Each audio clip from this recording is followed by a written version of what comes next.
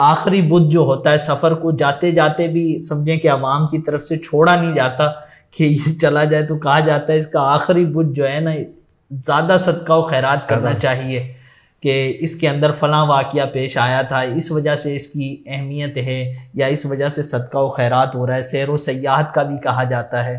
تو حضور کیا ہے ماہ سفر کے حوالے سے؟ آخری بدھ کو لوگ دیگر کام کرتے ہیں، جیسے کھانے وغیرہ تقسیم کرتے ہیں، سیر و تفریح کے لیے نکلتے ہیں۔ تو اس کے اندر بھی ایک باطل چیز پائی جاتی ہے۔ لوگ یہ سمجھتے ہیں کہ آخری بدھ جو تھا اس دن آقا دو جہاں صلی اللہ تعالیٰ علیہ وآلہ وسلم کو مرض سے شفا ملی تھی، تو حضور علیہ الصلوۃ والسلام پھر مرض سے شفا پانے کے بعد سیر و تفریح کے لیے تشریف لے کر گئے تھے۔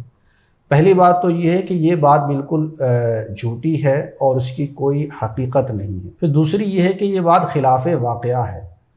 خلاف واقعہ یوں ہے کہ جو سفر کا جب آخری بدھ تھا تو اس دن آقا دو جہاں صلی اللہ تعالیٰ علیہ وآلہ وسلم کی بارگاہ میں جو مرض حاضر ہوا تھا اس مرض نے شدت اختیار کر لی تھی، اور پھر بعد میں اسی مرض کی بنا پر آپ صلی اللہ تعالیٰ علیہ وآلہ وسلم کا وصال ہوا تھا۔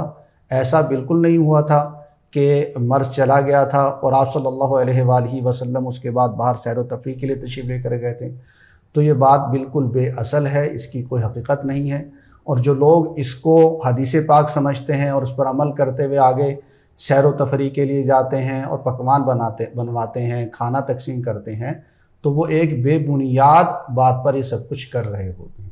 البتہ ویسے ہی اگر کوئی مسلمانوں کو کھانا کھلاتا ہے تو یہ ایک اطعام، کھانا کھلانے والی بات ہے، اور مسلمانوں کو کھانا کھلانا ویسے ہی اجر و ثواب کا کام ہے، لیکن ان باطل نظریات کی بنا پر، باطل عقائد کی بنا پر اگر یہ کام کرتا ہے تو ان کی اجازت نہیں ہے۔